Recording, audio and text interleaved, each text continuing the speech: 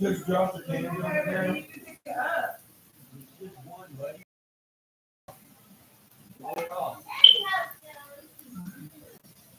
Tough guy, yep, you're fine.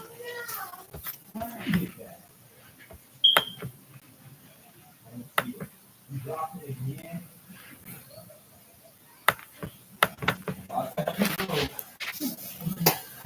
What's up, SNA fans? This is Super Ninja Austin back here with another video. This is the AEW Dynamite review on January 31st, 2024. And yeah, this episode of Dynamite was very absolutely interesting and decently good. And I'll say the number one surprise excitement of the night was on the main event, which we're going to get into at the end of this video. And so watch it to the very end so you can be very excited and very shocked and surprised. But we're going to start off on the second match of the night, which was Jon Moxley against Jeff Hardy in the opener. And yeah, I was thinking, like, how come WWE couldn't book at least one match with these two? Like, they absolutely killed it. Like, they felt like they were fighting for the AEW World Championship, even though that's yet to be seen. But we did. It was very entertaining, and you would probably thought, like, if they didn't have this what's that choose your opponent deal kind of match with Swerve Strickland and his mystery opponent that Hangman Adam Page chose for him, I'll say, how come this wasn't the main event? But this is where we got Jon Moxley and Jeff Hardy hitting strikes on each other. This is where Jon Moxley sends him right to the right corner side ringside area. This is where Jon Moxley, I believe, had a suicide dive on him. This is where, or was it? No, it was. Yeah, that's correct. But somehow Jeff Hardy got the comeback, and he started fighting him offensively, and then he even choked him with a towel in a very comedic manner. This is where Jeff Hardy then was like, yeah, let's do this, ladies and gentlemen. This is where he hit the double axe handle right into the back of Jon Moxley's back and neck, slam him face first right on the stem of the steel steps. This is where he throw Jon Moxley back in the ring. This is where Jeff Hardy gets back up. This is where he tried to go through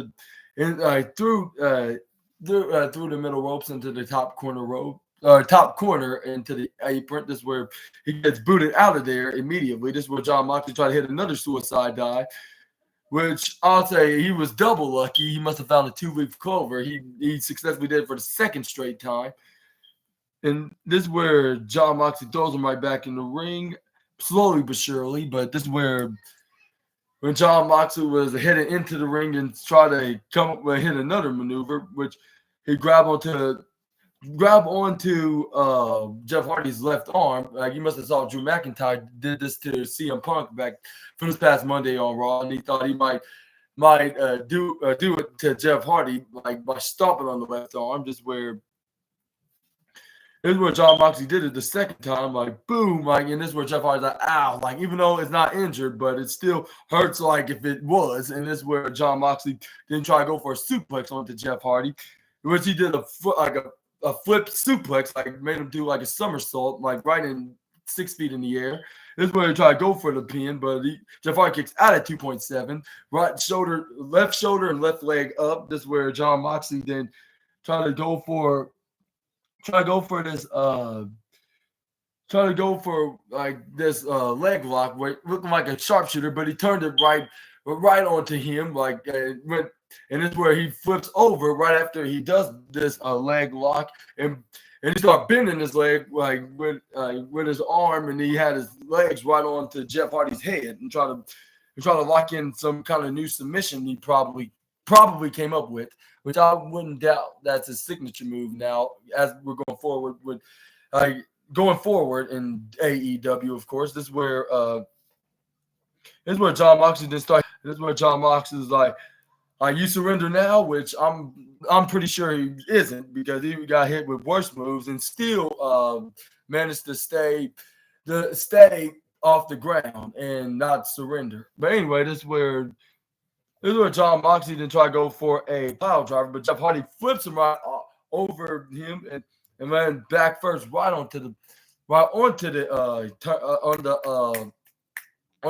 canvas. This is where Jeff Hardy cornered him right into the bottom left corner, right corner. Stomp, do a couple of stomps onto the midsection. Irish whip him from that corner to the diagonal corner, which was the upper left. This is where John Moxley counters and threw him instead back first. This is where then John Moxley then grabbed on the Jeff Hardy right into the bottom right corner. This is where he tried to place him right onto the. This is where he does what's that slingshot right onto the middle ropes in the top corner, with the fans were chanting Hardy, Hardy, Hardy, and Hardy repeatedly. This is where John Moxley like, stop saying that name. He used to say Moxley, which he got a heel reaction from the fans. And you know the rules. Like if either of the Blackpool Combat Club members, whether it being John Moxley, Bryan Danielson, Claudio Castagnoli, and Willer Yuta, they're gonna be acting like a total a-hole heels, while against baby faces, but when against heels, they start acting like badass baby faces. So this is where they grab onto. This is where he grab onto Jeff Hardy's head. This is where he tried to throw him right into the left shoulder first, slowly but surely, right onto the ring post in the inner side, in the inside, the side of the ring post, right to the upper right corner. This is where John Moxley pulls him on the outside. This is where he threw him right to the top of Barry's tombstone.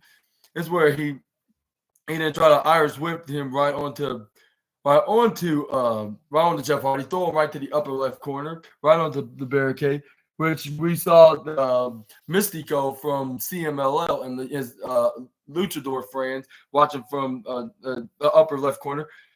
And then this is where Jeff Hardy did.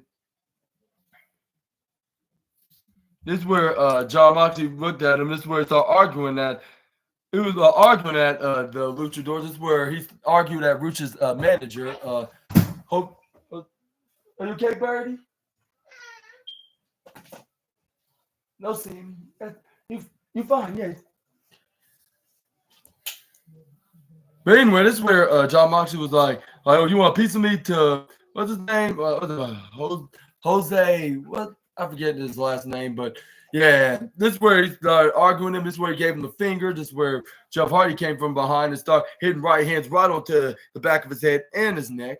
And then throw him right back into the ringside area. This is where Jeff Hardy grabs on the steel chair, which I'm not sure if it was legal, which I guess it kind of was, because he threw it right into his face when the referee's face. I mean, right in front of the referee, like, but the referee then did nothing about it. This is where Jeff Hardy throws him right in the barricade. And then this is where John Moxley's like, no way, like, you're not going to defeat me by hitting moves like that. This is where then he tried to hit a poetry in motion coming from the upper right corner side, but he gets intercepted with a big, huge right hand, like knocking Jeff Hardy down. This is where John Moxley then started managing to do more damages onto the charismatic Enigma. But this is where he got back into this is where he got back in the ring. This is where Jeff Hardy then intercepted him for whatever move he was doing, and he twisted fade, took off his tank top, tried to go for a swanton bomb, but he was too late. No one home. This is where John Moxley hits the rear naked choke right onto Hardy, and then he had nowhere else to go. And then he just fainted right into the middle of the mat. And here's your winner by submission, John Moxley. Okay, Mighty Birdie. Okay. No, don't. Why did you do that for? But anyways, yeah, the doors come in and jump John Moxley like if they were a pack of heel wolves. But I'm pretty sure at least a couple of these guys are baby faces, even though they're trying to do like some kind of an invasion angle with the Blackpool Combat Club. And they're probably doing a future feud with them and the Blackpool Combat Club, like in their face. Gonna face him in the foreseeable future. Oh, before that, this is where John Moxley tried to offer a handshake to him, show some respect, even though he's a tweener. But this is where John Moxley was like, he does his pose and he's like low, like handshake, like low blow, and he does this sign right here, like he's like you can take this and low blow it. And then this is where he went out of the ring. Fans were cheering him on. But this is where the luchadors from the CMLL started attacking him from behind. And this is where he was outnumbered. And unfortunately, neither Claudio Castagnoli, Brian Danielson, and Willer Yuta was nowhere around to rescue their BPCC teammate. Security guards out of the ring. This is where, but luckily, like somebody cared about Jon Moxley, and it was none other than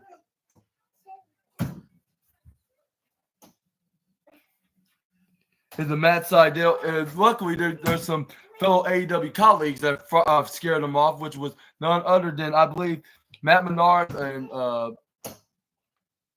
Angelo Parker, Matt Sydal, and Christopher Daniels. They came in for the aid of Jon Moxley. And that's where they ran out of the ring. I guess these guys are heels now in AEW. And they quit Matt Menard, Angelo Parker, and Christopher Daniels. What's your thought? What you guys think of this? Perhaps being an AEW Rampage or Collision. Now that they attacked Jon Moxley, and who thinks is going to be victorious? Let me know in the comments down below. Let's move on to the next slide, which we'll be talking about.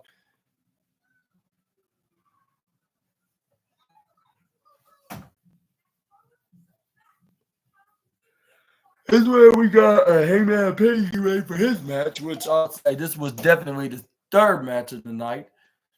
And yeah, like I said on the podcast, I was like, this was gonna be like the match. I'll say the match between Jeff Hardy and Jon Moxley will be at least the second match of the night, if not the first match of the night. The number one like that.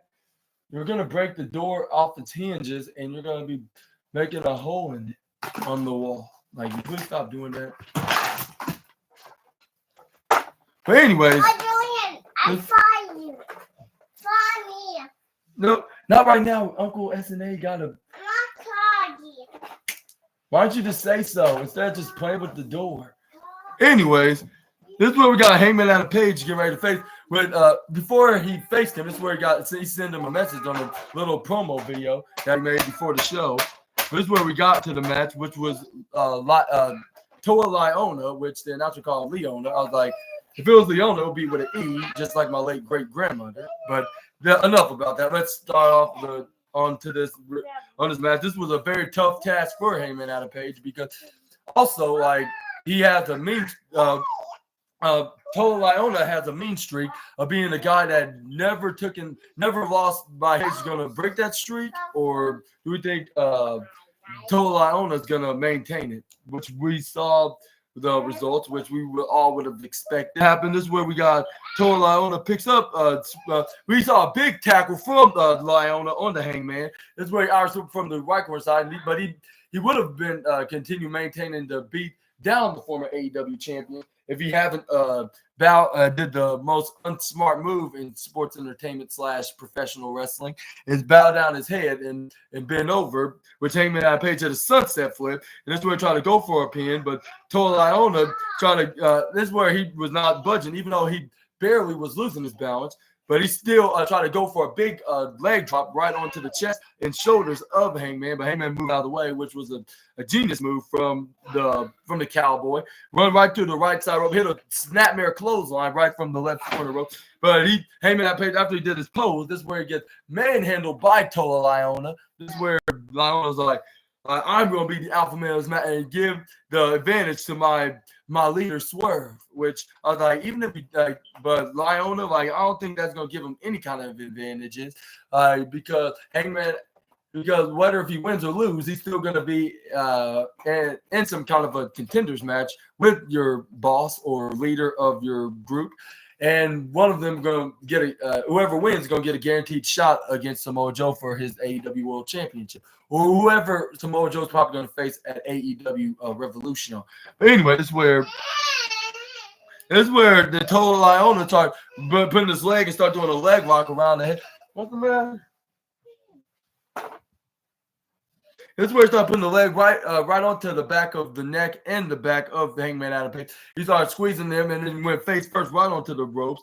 This is where we saw some shoves going to each other and some punch strikes, and then this is where even Hangman Adam Page hit a huge chop onto Toa Liona, like making Gunther very envious and angry at him, and adding him to the next victim. And he better stay on AEW or he's gonna kill him, or if not, unless he goes to AEW. But this is where Toa Liona Irish whip him to the right, left corner side. This is where Hangman had tried to go for a crossbody, but he caught him. This is where he tried to go for some kind of a fallaway slam, but Hangman rolls out, counters it, and intercepts into a small package, but only got him a 2.2 count. This is where Toa Liona tried to close on him out of there into the right corner side, but he pulls the ropes down. This is where Liona was like cursing, like, why does he keep doing that? This is where he throws some from the announce table and just slammed to the ground, really breaking it in the process. This is where Toa Liona was like, get up, and this is where I try to get back in the ring. But before I continue doing that, let me excuse me for a second and help out my nephew real quick fast. Yeah, I didn't see that.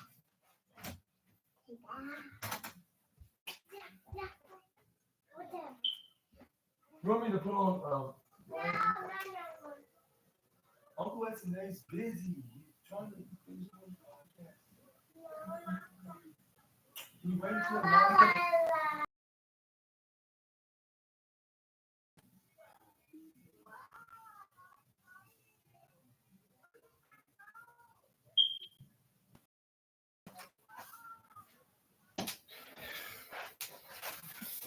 All right, SNA fans, I'm back here.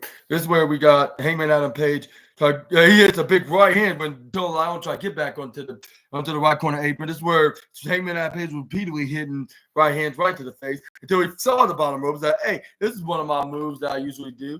Even though I mostly do this when I'm making a comeback. This is where he hits the springboard right off the bottom corner ropes.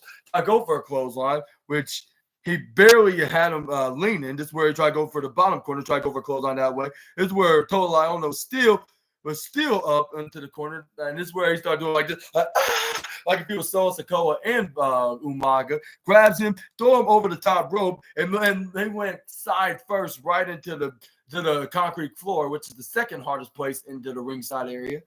This is where Toa Liona's like, anybody want someone who will look at me funny? Like, you can end up just like your hero, Hangman. And then this is where Toa Liona was thinking what punishment he should do onto the former AEW champion. But all he did is like hit him right to barricade and then hit him with a couple axe handles, throw him right to the ring post, throw him right back in the ring. This is where he hits like a springboard leg drop right onto the chest. And I believe this was a guaranteed, even though the first time he was trying to hit a leg drop when Hangman was going for a sunset flip. But this time he kicked out at 2.6, I believe. And this is where we got Toa Liona grabbing onto Hangman Adam Page. We tried to go for a second time. I'm not sure if the third time would be a charm. Which I believe that pretty much was the case, because when you try to go for a springboard leg drop, this is where it gets kneed right into the groin. This is where Hangman Adam Page hit a huge right forearm right to the face repeatedly right onto Tola. This is where he runs right into the right corner side. This is where I try to go for a huge lariat, but this is where Toa Liona dodges him and went right to the bottom corner rope and went right back down to the bottom corner. Hits a pouncing shoulder tackle, made him go over the top rope. And this is where Hangman Adam Page landed onto the bottom corner of the ringside area. And this is where Toa Liona was like, I am going to win this one. I was like, I'm not sure. Like, if it was someone that's like in the lower mid card, maybe. But Hangman Adam Page, he's still known as like a main event level worthy competitor in All Elite Wrestling. He's like, time to finish him off. I was like, I'm not sure if that will ever happen, even though he was punishing him a bit, but still nothing was not bringing Hangman Adam Page down to the ground. This is where he dives him right to the bottom right corner. This is where he tried to hit him with a huge try to go for a snap, not snapmare, tree of woe position. That's where he started hitting huge headbutts when he picked him back up. That's where he lift him up and go up right on the top rope. That's where he hits a knee right into the head. That's where Tola Iona was like, all right, like what I should do next to this little twig right here. And this is where he started repeating. I know, just keep hitting him with headbutts, which I'm not sure if that was a smart idea. And this is where he put him right into the bottom right corner side. After he hit that, this is where he went right from the bottom right to the bottom left, went right diagonal and go to the bottom right. And go over the top rope, go right to the apron, with him laying onto that apron, try to go for a running senton. But you know how hard those ring aprons are in the professional wrestling business. Like once you miss, it's no joke. Like when you're not hitting your specific opponent, that's what Liona's case was. We tried to go for a running senton. Hangman Adam Page rolled and moved out of the way so he wouldn't get paralyzed. But I believe Toa nearly did by taking such a brutal bump, hitting on his lower back. He was like, "Ow, my back!" Oh my God! Like, why did he move out of the way? I was like, "What do you expect?" You shouldn't hit that move unless you're going to be trying to slam him right into the hardest part of the ring. But the apron is no laughing matter. Like Simon Miller and every other wrestling YouTuber is not lying when he said it's the hardest part of the ring. But Hangman Adam Page hit a crossbody right on the Liona, right off the top. But this is where they did a little splash on him, but Liona was up. This is where he tried to throw him right back in the ring. But this is where he throw Hangman instead. This is where he tried to go for a suicide dive when he ran right into the desk in the commentary's desk table. This is where, aka Alan the announce table. This is where Heyman Adam Page throw him right back in the ring. This is where he goes right up on the top rope, back in the ring, onto the upper right. This is where he hits a frog splash right on the Liona. This is where he try to go for a pin, but he kicks out at 2.1 away from being 3. This is where he hits a discus elbow repeatedly, like about, I'll say, 2 separate times. This is where he tried to go for the dead eye, but this is where Liona landed right onto his back, and he landed face in midsection first, right onto the canvas. This is where Liona hits a big super kick right into his face. This is where he rolled right onto the corner side. This is where Liona tried to go and attack Hangman Adam Page, but this is where Hangman Adam Page then hit a huge lariat, which made Liona did a 180 in 3 feet in the air. This is where Hangman Adam Page tried to pick him up, which he was having trouble doing at first, which was you were trying to go for the dead eye. It looked like he and then this is where Liona still got back up from that and hit him with a huge clothesline out of nowhere. And I was like, how did he got up from that? Even though it was he barely slammed him in the ground, but still, but even for him, I've seen bigger guys he picked up before couldn't get up so quickly like that before. It got up more and even more quicker than when Braun Strowman got German suplexed by Brock Lesnar, and he got back 7 years ago, I believe, and back in 2017. But this is where we got a ripcord discus lariat from Tola Liona. This is where he tried to go for a pin, but Aubrey Edwards counted 1, counted 2. But Hangman Adam Page got the left shoulder up at 2.99999999999, double triple nines, minus 0.1 away from being 3. This is where then Liona went right onto the. This is where he goes right up in the upper right corner. This is where he hits a crossbody onto him. This is where then Tola Liona was like, agony. And then it's like, and I was like, yeah, someone's going to be feeling the agony, and it's not going to be Hangman Adam Page, unfortunately for your case. And this is where he moved out of the way. He landed ribs and torso, and this is where he goes up right on the top rope. This is where he tried to go up for a moonsault, but this is where he hits the moonsault right onto Tola Liona. This is where he throws him right back in the ring. This is where he tried to hit his finishing maneuver, which was the buckshot lariat, but which Toa Liona tried to prevent him from hitting the move, but he grabbed on the ropes, bent him back, slingshot it right onto his under his armpit and his torso, which it is lashed right at his torso, just where Hangman Adam Page hits the buckshot lariat. Well, he nearly did, but this is where Toa Liona ducks out of the way. Just where he puts him up and hit him. He pop him up right on his shoulders, hit a huge Samoan drop. But this is where Hangman Adam Page flips it right over into a crucifix slam, into a pinfall roll up, which is kind of like the most devastating move in sports entertainment. It looks like that Toa Liona was kicking out, but he didn't kick out to the last second at 3. And that still makes Hangman Adam Page a winner, because if it's a 3, it's a guaranteed win when the referee counts to 3. And here's your winner in the first time ever, whoever pinned Toa Liona, Hangman Adam Page. And that makes him absolutely special in the main event scene. And I think he will be AEW World Champion. I would say not until like Swerve becomes that championship. And I would say maybe we could do a storyline. Well, I'm not sure if he'll ever he'll be the one to dethrone Swerve for the AEW champion, but we could see Swerve Strickland get an opportunity first. He wins the AEW championship. He will be beating everybody. And then that's where Hangman Adam Page will come back. This is where he's like, you may have beaten me 3 straight times in the past, but I am a totally different Hangman, and I'm going to challenge you for the championship. And I know I can't challenge you for the championship, because I promise you I never face you again. But I'm gonna go through everybody that you got for me, and I am going to go past all of them, and I'm going after you. And this is where he will have the AEW championship after defeating every single person he has to face him. And this is where we'll see him finally be the one to dethrone Swerve Strickland and become a 2-time AEW World Champion, which I believe, who was the first ever 2-time AEW champion? I believe it was John Moxley, I believe. I'll say he'll be like the 3rd ever 2-time champion at this point.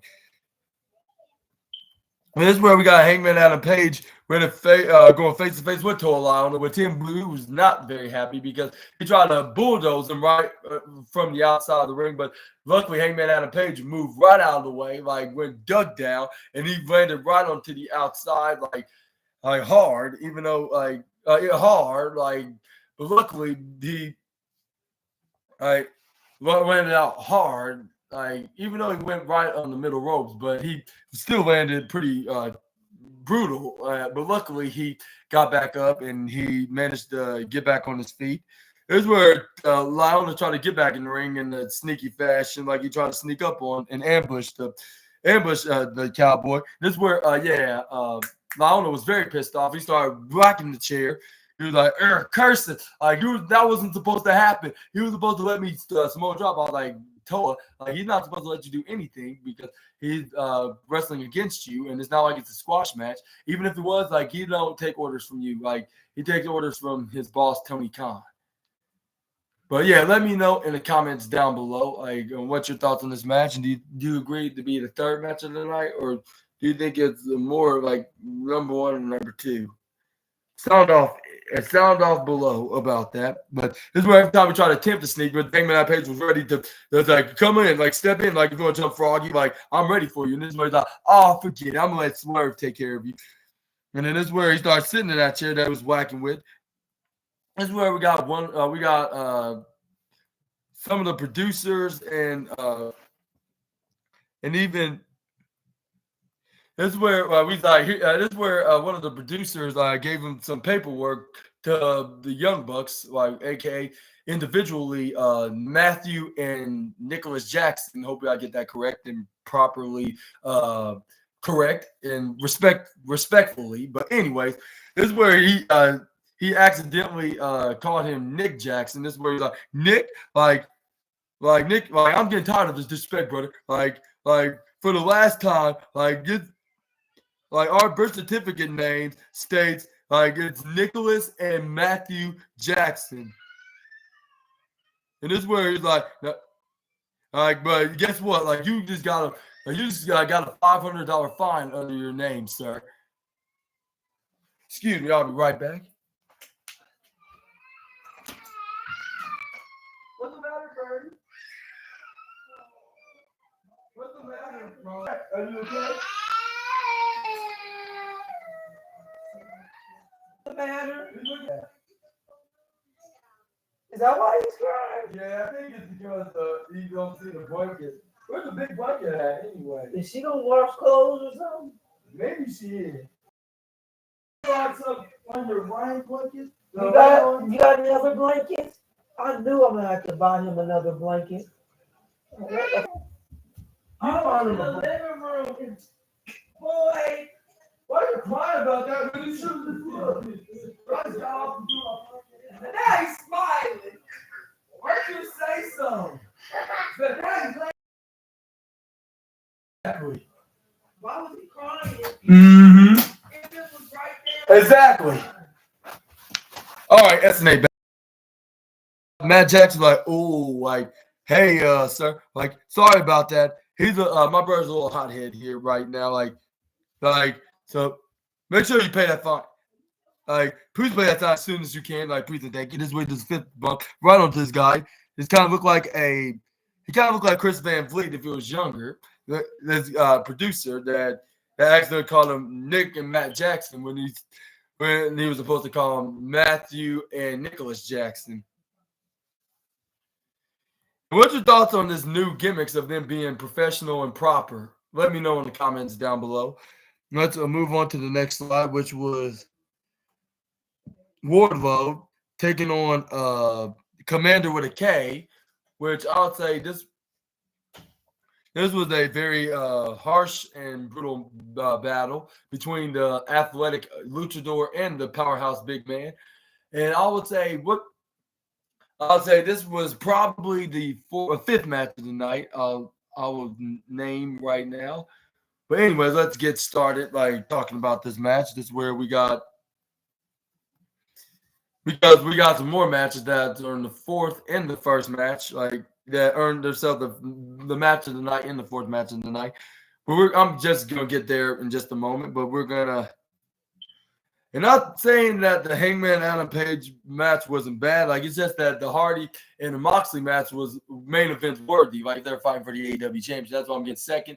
And then the Swerve match, I gave number one because it was the most exciting and it was like a dream match. The best way to say. But anyway, this is where we went face to face with Wardlow and Commander with a K. This was like, hey, Commander, like, let me maybe I should take you back to spelling school, like, because here's how you actually spell Commander, and it's very simple, like COMMANDER. You understand that now? Yeah, it's very convincing and it's very very educating, but like. And this is where but I think I prefer with a K, and this is where Wardlow's like, okay, like, if you want to stay illiterate and Jabonic, like go ahead, like, but since I'm a nice guy, I'm gonna let you get the first shot on me. This is where Commander with a K is like, all right, like, if you say so. But this is where Wardlow's like, psych, and then he slammed him right face first right into the canvas. This is where Commander was like, hey, I thought you were gonna give me the first shot and strike. And this is where he's like, well, I lied. And sometimes promises are meant to be broken. This is where he started grappling with Commander with a K, but he still managed to slam him face first because he had the size advantage. But despite the size, this is where Commander reminded him size is not always the one that gets you advantage, and it doesn't matter. Right? It's all about the skills.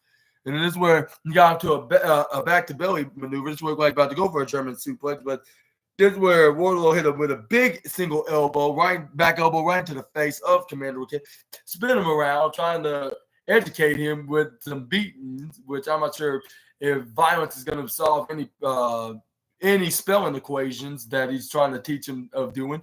But anyway, this is where he send him right to the bottom left corner. But anyway, this is where he tried to go for an attack right onto the luchador man that has a C word name with a K. This is where he tried to trip.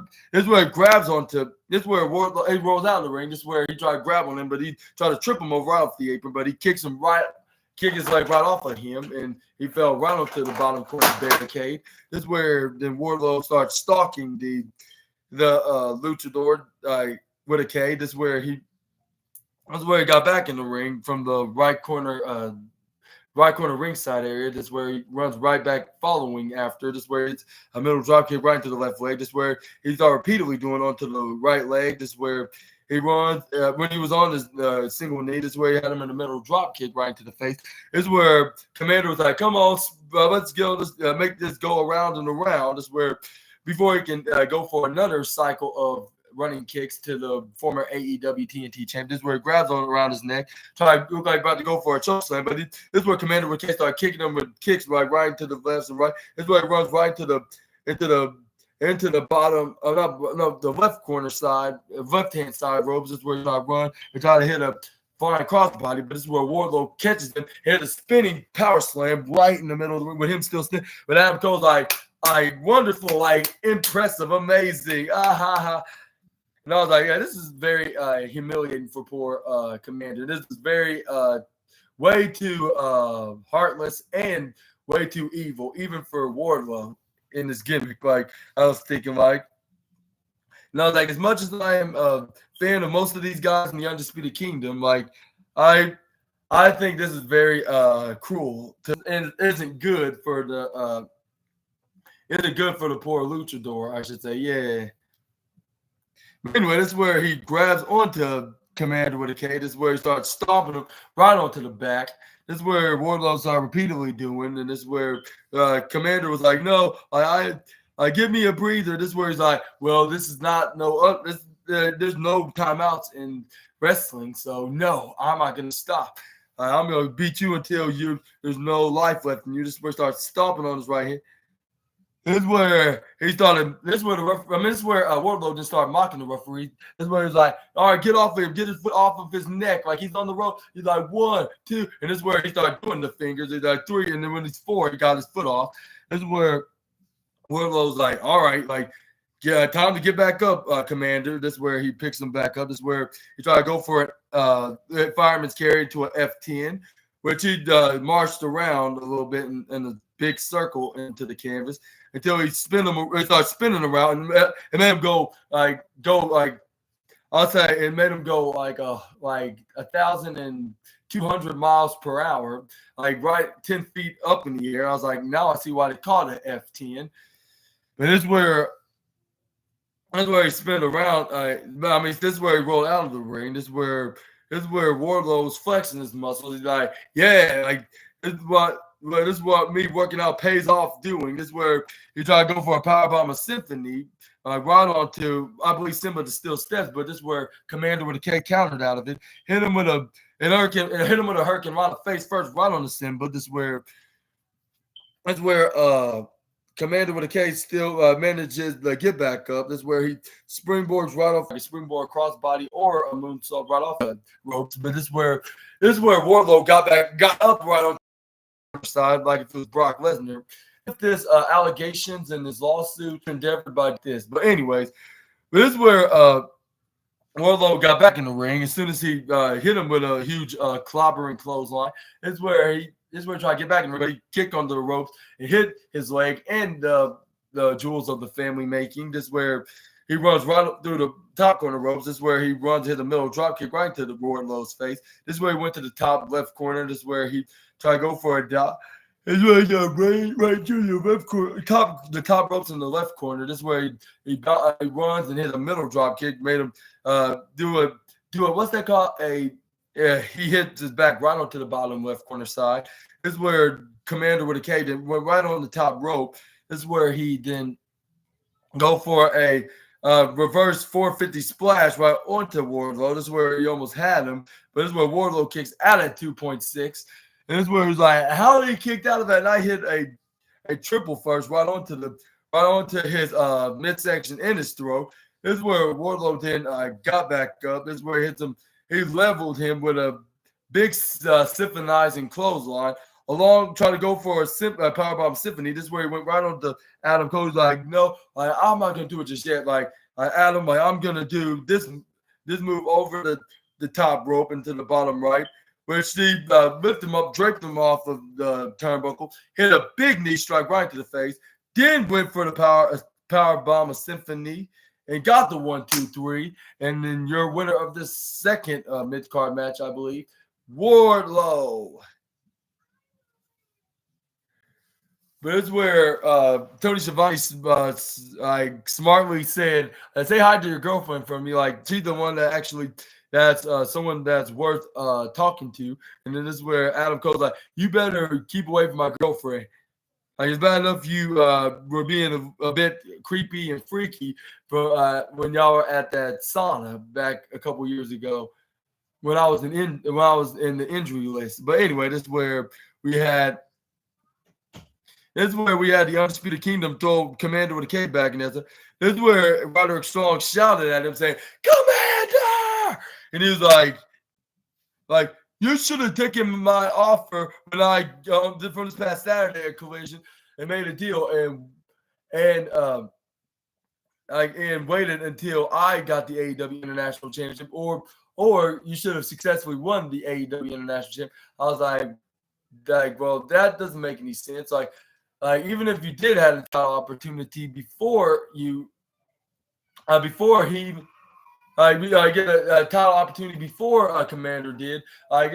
It's what makes you sure it's going to be a guarantee that you're going to be the champion? They'll pay the price, Commander, and before they can even beat him in a 4-on-1 disadvantage. This is where we got Orange Cassidy, Chuck Taylor, and Trent Beretta.